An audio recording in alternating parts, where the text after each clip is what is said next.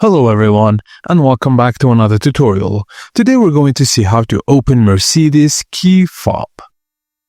Firstly, hold the key fob in your hand with the Mercedes logo facing up and the key ring and pointed towards you. Locate the small sliding tab on the back of the fob near the key ring and slide it to the side and pull out the metal vault key, which is the emergency one. Take the wallet key you just removed and insert it into the notch opposite from where it normally goes. Push downward with firm pressure.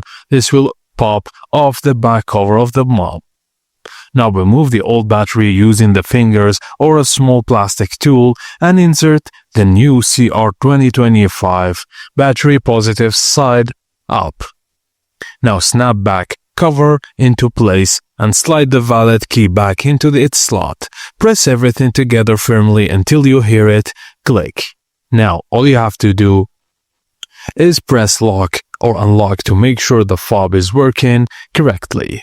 If your key fob still doesn't work after battery replacement, try another new battery first. Some Mercedes models use different fob shapes. This guide applies to most smart key and chrome key fobs from the 20s to the 2020s. And that's it guys, as simple as that. Thank you for watching and please don't forget to like and subscribe for more.